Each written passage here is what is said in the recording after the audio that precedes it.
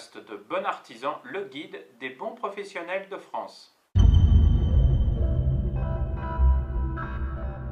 Alors aujourd'hui, c'est un numéro un petit peu particulier et qui concerne les énergies renouvelables et en particulier le solaire photovoltaïque. En effet, le 23 mars 2010, il s'est passé quelque chose d'extraordinaire dont on voudrait vous parler aujourd'hui. Alors, nous connaissions Madame Joanneau, qui travaille avec Monsieur Sarkozy et Monsieur Estrosi, et qui s'occupe en particulier, qui est secrétaire d'État dans le domaine des énergies renouvelables. Eh bien, en fait, ce qui se passe, c'est qu'elle n'est pas uniquement une championne de karaté de France, puisqu'elle a été capable, enfin, de faire passer, avec de la persévérance, comme il faut en avoir au karaté, mais aussi en politique, elle a été capable de faire publier le texte de loi qui concerne le prix de rachat du solaire photovoltaïque pour l'année 2010 et surtout les prix dans cette période de transition entre l'année 2009 et l'année 2010.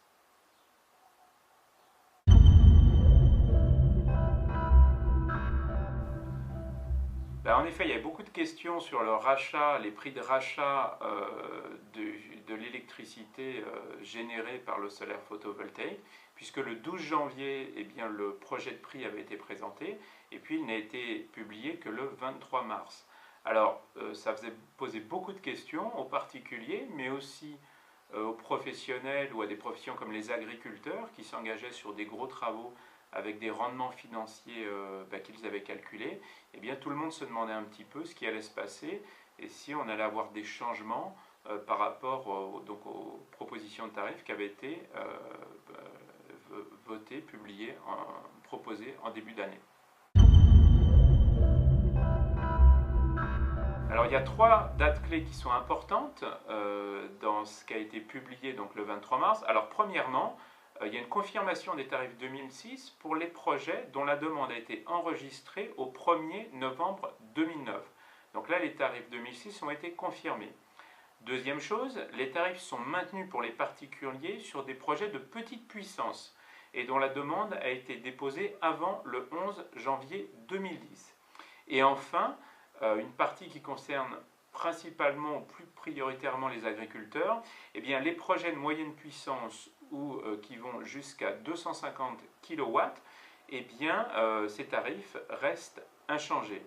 Donc 3 points importants, tarifs confirmés de 2006 si vous êtes enregistré avant le 1er novembre 2009, les projets de petite puissance avant le 11 janvier 2010 pour les particuliers, les tarifs restent les mêmes, et enfin pour les agriculteurs sur les projets de moyenne puissance.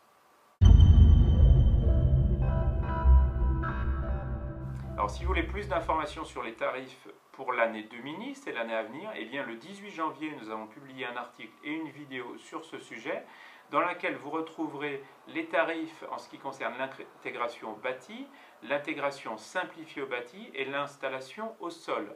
Et avec cette vidéo, vous trouverez un lien direct vers cet article qui vous donnera tous les détails sur les types d'installation, les tarifs auxquels vous pourrez vous faire racheter votre électricité, et puis les évolutions possibles de ce tarif dans le temps.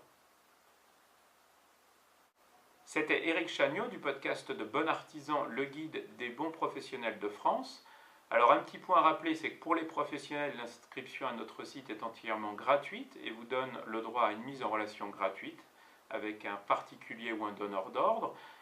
Nous avons aussi une application iPhone que vous pouvez aller télécharger gratuitement sur l'Apple Store d'Apple qui s'appelle Bon Artisan, et puis aussi devenez fan de notre page Facebook.